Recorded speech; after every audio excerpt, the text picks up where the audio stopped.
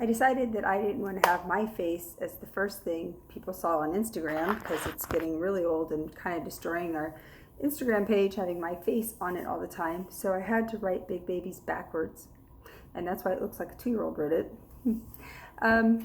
So I was thinking about big babies, and I just made a video, and it was too long. Can't go on Instagram. So we're going to go a little shorter this time.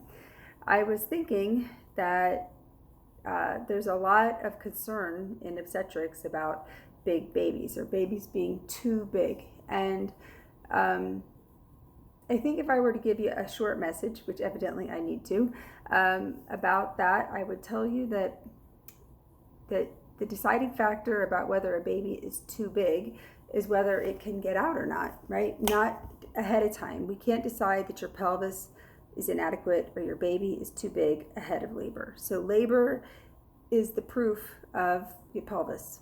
And when we estimate weights at the end of pregnancy, they're highly inaccurate. When we try to estimate the weight, even when we think the baby's big and we try to estimate the weight by doing an ultrasound or even by our hands, and we try to guess how big the baby is, the studies show that that impacts how our decision making on managing the labor. So because people whose babies are big but nobody suspects the baby to be big have a much higher chance of having a vaginal birth, a lower risk of having complications for the mom, and a lower risk of having a C-section. So it's better just not to know. And that's kind of what I think. I don't need to know that you're having a big baby ahead of time.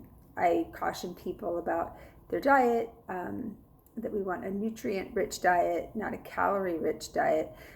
Sometimes nutrient-rich is caloric, but let's make sure. Let's make sure we're not making a baby out of ho-hos and French fries and, cheeseburgers and things that are fast food, and even like things that are healthy or organic but are full of just sugar but not vitamins, minerals, protein, healthy fats, things like that. Those things make a healthy big baby, a healthy placenta, a healthy cord, and exercise improves blood flow through the placenta, but also results in smaller babies overall. So if you tend to make big babies, they say if you exercise, your baby will be smaller, at least, than it expects. So I would say to you that if you're a person who's currently being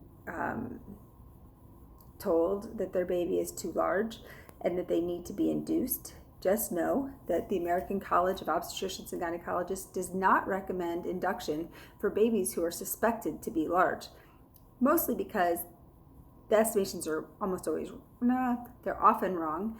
And even if the baby is big, it doesn't mean it won't fit just fine.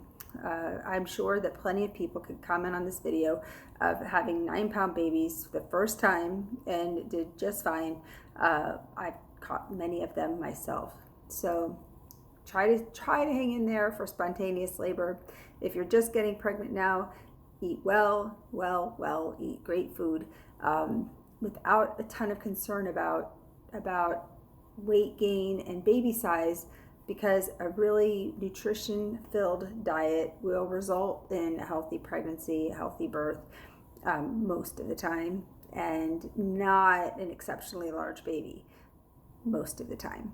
So a good resource for you is Evidence-Based Birth. Rebecca Decker has written articles about big babies, so you can look that up. She's got webinars and things like that you could watch. And that's it. Have a good weekend.